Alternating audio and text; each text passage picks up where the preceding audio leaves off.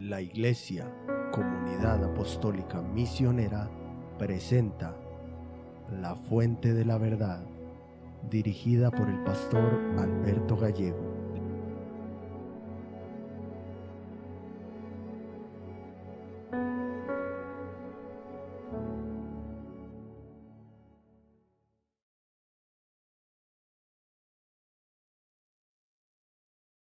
Dios los bendiga a todos, hermanos. Nuevamente damos gracias a Dios por su amor y su misericordia.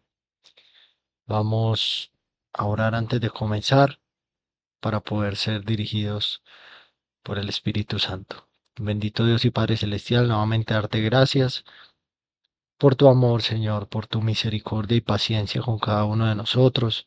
Pedimos que a través de tu Santo Espíritu, Señor, nos hables, nos dirijas, Señor, para que podamos aprender, comprender más acerca del carácter tuyo, Señor, y del propósito que tú tienes con cada uno de nosotros como tus hijos, Señor, en esta tierra, mientras que permanezcamos, Señor.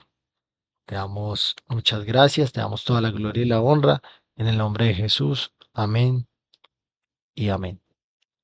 Hermanos, vamos a la segunda carta a Timoteo, capítulo 2, y voy a leer los versículos del 1 al 7. Dice: Tú pues, hijo mío, esfuérzate en la gracia que es en Cristo Jesús. Lo que has oído de mí ante muchos testigos, esto encarga a hombres fieles que sean idóneos para enseñar también a otros. Tú pues sufre penalidades como buen soldado de Jesucristo. Ninguno que milita se enreda en los negocios de la vida, a fin de agradar a aquel que lo tomó por soldado. Y también el que lucha como atleta no es coronado, sino lucha legítimamente. El labrador, para participar de los frutos, debe trabajar primero. Considera lo que digo y el Señor te dé entendimiento en todo. Y el tema del cual vamos a hablar hoy, hermanos, titula Esforzados en la gracia. Y como sucedió con el tema anterior, hermano, este tema lo voy a dividir en dos partes para poderlo dar bien, para poderlo dar completo y para que sea comprensible para cada uno de nosotros. A menudo, como cristianos, nosotros somos débiles. Y con esto quiero decir que fácilmente desmayamos, fácilmente nos desanimamos, fácilmente abandonamos lo que Dios nos ha dado y fácilmente decaemos por las cosas que nos puedan suceder, hermano. Y estoy diciendo esto porque nos pasa a todos, absolutamente todos. Cristianos en cualquier parte del mundo que hemos olvidado y que hemos dejado de lado textos tan importantes y tan valiosos como el que acabamos de leer, los cuales podríamos decir que si uno lo estudia con cuidado y si uno lo mira con cuidado, estos textos nos enseñan lo que es la fuente de la fuerza en medio de cualquier circunstancia difícil. Estos son textos donde podemos encontrar tantas enseñanzas respecto a este tema y reflexionar acerca de dónde es que está puesta nuestra fuerza y nuestra esperanza como creyentes. Que uno diría, bueno, debe estar en el Señor, debe estar en Cristo. Eso es lo que uno tiene que evaluar a la luz de este tipo de pasajes. Y estos pasajes ofrecen un cuadro, diríamos, excelente de lo que realmente significa esforzarse en el Señor. Yo creo que hemos malentendido y hemos malinterpretado lo que significa esforzarse en el Señor, pero este texto nos da el cuadro perfecto de lo que significa y nos ayuda a entenderlo para poder vivirlo, porque si no entendemos la palabra, no la podemos vivir. Primero que nada, encuentra uno que la fuente de la fortaleza literalmente se encuentra en el Señor Jesucristo. Eso está en el primer versículo y lo encontramos cuando dice, esfuérzate en la gracia que es en Cristo Jesús.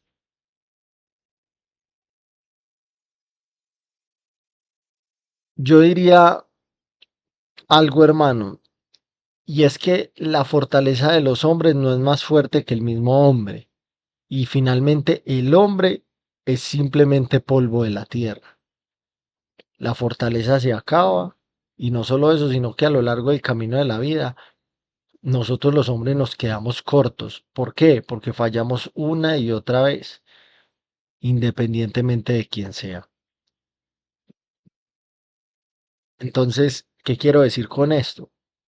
Que si vamos a hablar del hombre y de la fortaleza, diríamos concluyentemente que la debilidad de su fortaleza se evidencia continuamente.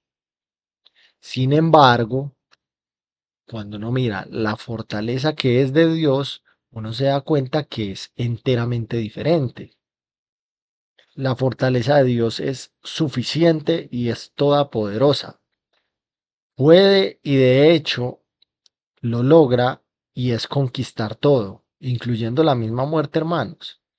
Por eso es que si uno como hombre quiere esforzarse verdaderamente en el Señor y verdaderamente ser un hombre fortalecido, tiene que utilizar la fuerza, la fortaleza que viene de parte de Dios para poder conquistar cualquier circunstancia de la vida, incluyendo la misma muerte. Y con esto no estoy queriendo decir que vamos a evitar la muerte, no, lo que quiero decir es poder conquistar esas circunstancias que incluyen la misma muerte para estar tranquilos aun cuando cualquiera de estas se nos venga encima.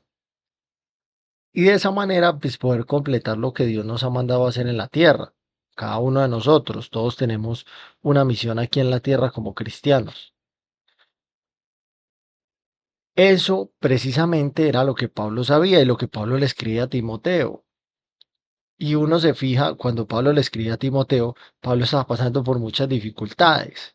Entonces uno dice, bueno, ¿y cómo Pablo escribe esto pasando por tantas cosas? Pues porque Pablo lo había entendido. Pablo diríamos que sabía algo más, y era que la fortaleza de Dios solo puede ser usada a través de la gracia que es en Cristo Jesús. Él es muy específico en esto. Todos sabemos que la gracia significa favor y bendición, o sea, algo inmerecido de parte de Dios hacia cada uno de nosotros.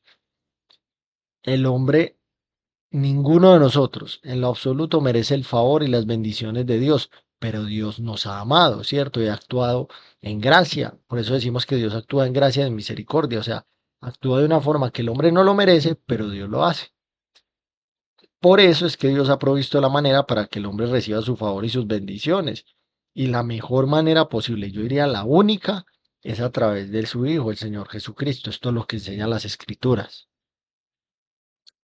El hombre puede recibir las bendiciones de Dios mediante el Señor Jesucristo mismo. Y entre todas esas bendiciones está la fortaleza para conquistar, la fortaleza para vencer las pruebas y para llevar a cabo la tarea que tenemos cada uno de nosotros sobre la tierra, sin importar cuán difícil o diríamos cuán trabajosa pueda llegar a ser. Debemos hacer lo que Pablo le dijo a Timoteo que hiciera, que precisamente él estaba discipulando a Timoteo para lo que venía. Él estaba preparando a Timoteo para lo que podía venir en su vida, porque finalmente Timoteo era un hombre joven. Y él le decía que debemos ser fuertes, pero no es nuestras propias fuerzas, sino en la gracia, o sea, en el favor del Señor Jesucristo. O sea, en pocas palabras, Pablo lo que le decía es, debemos mirar a Cristo, no a nosotros mismos ni a otras personas. Debemos confiar en la suficiencia de Cristo, no en lo que nosotros podamos hacer para salir de las situaciones difíciles. Y aquí Pablo describe cuatro cuadros para ilustrar lo que quiere decir con esforzarse en Cristo Jesús o esforzarse en la gracia. Y vamos a verlos uno a uno. Hoy vamos a ver dos de ellos. La semana entrante vamos a ver los otros dos. Dice Efesios 6:10, por lo demás, hermanos míos, fortaleceos en el Señor y en el poder de su fuerza. El primer cuadro, Pablo lo muestra, es el de un maestro. Como maestros, y todos estamos llamados a hacerlos, tenemos dos deberes fundamentales. Un maestro tiene que recibir la verdad. Timoteo ya había escuchado a Pablo predicar, enseñar muchas veces la verdad. ¿Cómo sabía Timoteo que la predicación de Pablo y la enseñanza de él era verdad? Pues finalmente muchos testigos daban testimonio de eso. En palabras simples, muchas personas confirmaban lo que Pablo enseñaba. Por eso Timoteo podía confiar en lo que Pablo le decía y cuando lo hacía, Timoteo estaba dando frutos de su conversión, ¿cierto? Estaba experimentando la verdad. Eso es lo que sucede exactamente con nosotros. ¿Cómo sabemos nosotros que una enseñanza o que una predicación es verdadera? Pues hermano, nosotros ya tenemos las escrituras completas. Las escrituras completas. Nosotros solamente tenemos que ir a ella y verificar que lo que nos están diciendo es veraz. Y ahí es donde nos vamos a dar cuenta que nos están diciendo algo completamente cierto y de acuerdo con lo que Dios dice. Por eso lo primero fundamental, hermano, de un maestro, ese maestro que Pablo ilustra aquí, y es un maestro fuerte, primero habla de un maestro, es un maestro recibe la verdad. Uno no puede ser maestro sin enseñar mentiras. Y el segundo punto es que un maestro prepara a otros para transmitir la verdad. Alguien dijo una frase muy célebre y yo diría destacada, y es, todo cristiano debe verse a sí mismo como un vínculo entre dos generaciones. Él no solo ha recibido la fe, sino que debe pasarla más adelante. La verdad debe entregársele a creyentes fieles. Y al decir fieles, se quiere decir una persona que cree en Cristo, que cree en la palabra de Dios, que es fiel, que es de confianza, que es responsable y que es fidedigna. La cosa es que esto que yo les estoy hablando está dirigido a todos los creyentes, o sea, todos tienen esa misión, todos la tenemos. Y sabemos que naturalmente uno no puede decir que una persona que no cree en Dios o que no cree en la palabra de Dios es una persona fiel a Dios. Eso es lógico. Pero la idea central de lo que les estoy hablando es lo siguiente, y es que un maestro fuerte, según lo que la Biblia enseña, que debemos serlo todos, vuelvo y repito, aquí nos está hablando personas que llevan el mensaje y que tienen ministerios, pero eso es una misión que todos tenemos en realidad, todos debemos ser maestros, enseñar a otros y debemos predicar la verdad. Dice que un maestro fuerte debe conocer la verdad y luego le debe encargar esa verdad a otra persona y que esa otra persona debe tener las mismas características. Un maestro debe buscar personas fieles y debe encargarle la verdad, dice Mateo 28, 19 y 20. Por tanto, id y haced discípulos a todas las naciones, bautizándolos en el nombre del Padre y del Hijo y del Espíritu Santo, enseñándoles que guarden todas las cosas que os he mandado. Y aquí, yo estoy con vosotros todos los días hasta el fin del mundo. Amén. Luego está el segundo cuadro, y el segundo cuadro es el de un soldado, un creyente cristiano con cualquier posición sobre una iglesia, en cualquier posición en Cristo, X o Y ministerio o función dentro y fuera de la iglesia, debe ser un buen soldado de Jesucristo. ¿Qué es un soldado o qué es un buen soldado según la Biblia? Un buen soldado es aquel que soporta, sufre y participa de los momentos duros con los demás soldados. Es un soldado que no se queda atrás, que no esquiva sus deberes y que no trata de escapar de la batalla ni se niega a cargar o a llevar su carga. Un buen soldado está al lado de los demás soldados, sufre las adversidades de las luchas, no solo de sí mismo, sino también de los demás, y sacrifica finalmente todo lo que es y tiene por Cristo. El soldado, según lo que ilustra la Biblia acá, es aquel que entrega todo lo que tiene, mente, cuerpo, alma, y se dedica a ello. Entrega su tiempo, entrega su energía, porque sabe que ha obtenido algo que no se compara con lo que puede haber en el mundo. Y finalmente entrega sus posesiones y su misión a evangelizar. Con esto tampoco estamos queriendo decir, hermanos, que debemos abandonar todas las responsabilidades que tenemos en el mundo. No, lo que estamos dando a entender es que nosotros, en pocas palabras, un soldado, la definición de soldado en la Biblia es la mejor muestra de lo que llamaríamos o de lo que en la Biblia entendemos como la consagración, donde se entrega todo lo que concierne a nuestra vida, en lo físico, en lo temporal, o sea, el tiempo, en la fuerza y en las posesiones al Señor, o sea, todo puesto en el Señor para que el Señor gobierne sobre cada una de esas áreas. Un soldado sufre penalidades, sin importar cuáles sean, sufre para que otros también puedan llegar a ser salvos, porque a través de muchas de ellas es que hay testimonio, a través de muchas de ellas es que las personas, otros, llegan a Cristo. Dice la primera carta a los Corintios capítulo 15 versículo 58. Así que, hermanos míos amados, estad firmes y constantes, creciendo en la obra del Señor siempre, sabiendo que vuestro trabajo en el Señor no es en vano. Un buen soldado no se enreda en los negocios del diario vivir, se mantiene enfocado en la causa que es la causa de Cristo, la de alcanzar al mundo moribundo. ¿Dónde alcanza uno el mundo moribundo? No tiene que ser que, que se vaya uno como un misionero, hermano. No, usted desde su trabajo, desde su casa, los vecinos, las personas que estudian en las universidades, en los colegios, en todo lugar donde nosotros estemos, podemos alcanzar al mundo a través de nuestro testimonio y de la predicación.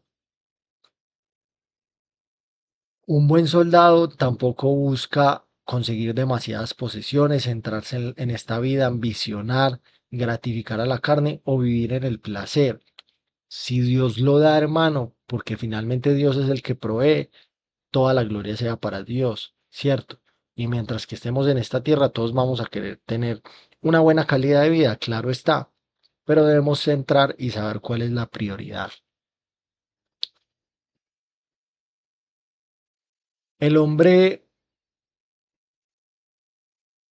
puede tener vida ahora en la tierra y también por la eternidad. Y ese es el propósito de nosotros como cristianos en esta tierra, luchar por llevar adelante ese mensaje, porque los hombres hoy en día que están acá sin Cristo tienen vida ahora, física, pero en la eternidad, hermanos, van a haber cosas muy tristes, van a vivir una eternidad completamente sin Cristo. Por eso el buen soldado se enfoca en la causa que es predicar y no en el mundo, no enredarse en el mundo ni en los negocios para poder mantenerse concentrado.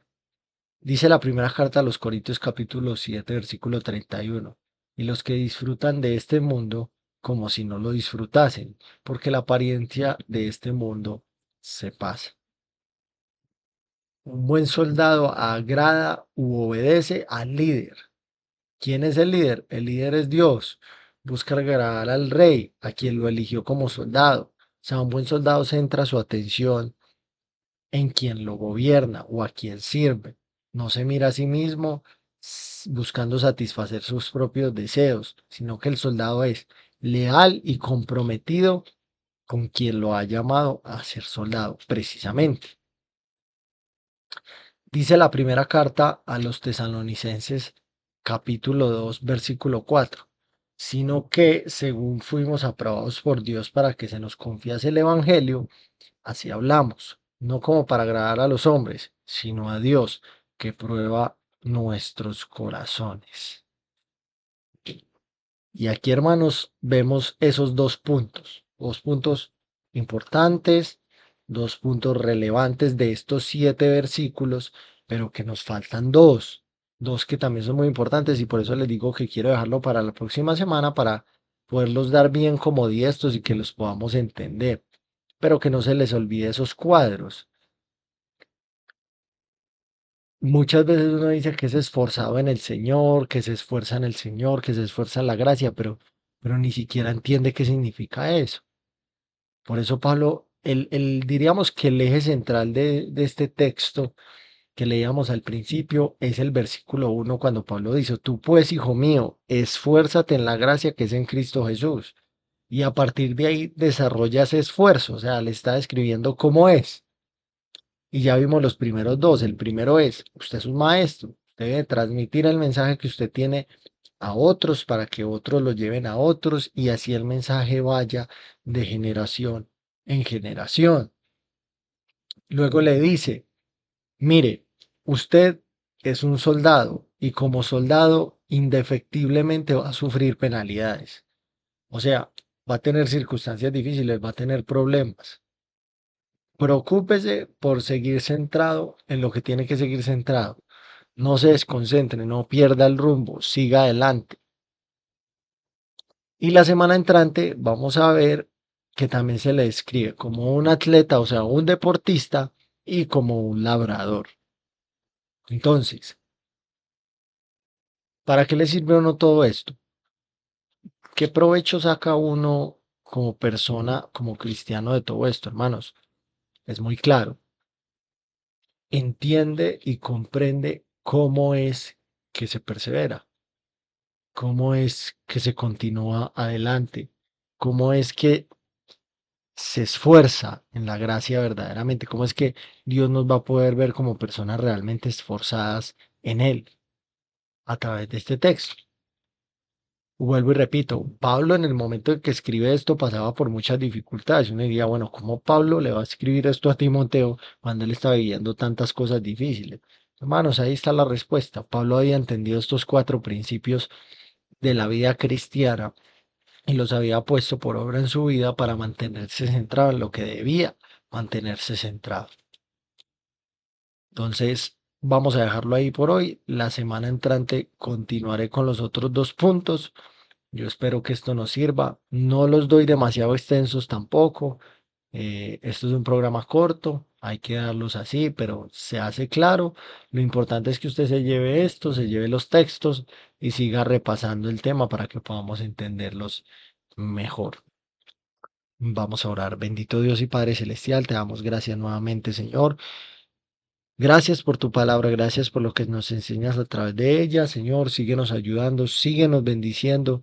Ayúdanos a ser verdaderamente cristianos esforzados en la gracia, esforzados en Cristo Jesús, Señor, que pongamos por obra y disfrutemos al máximo de las bendiciones que tú nos das para que podamos continuar adelante, para que podamos perseverar, para que nuestras vidas sean vidas diferentes, vidas cambiadas, vidas transformadas, Señor, y vidas en las cuales verdaderamente podamos vivir, como muchas veces lo decimos, Señor, en bendición y en victoria. Gracias por cada una de las personas que escuchan este programa.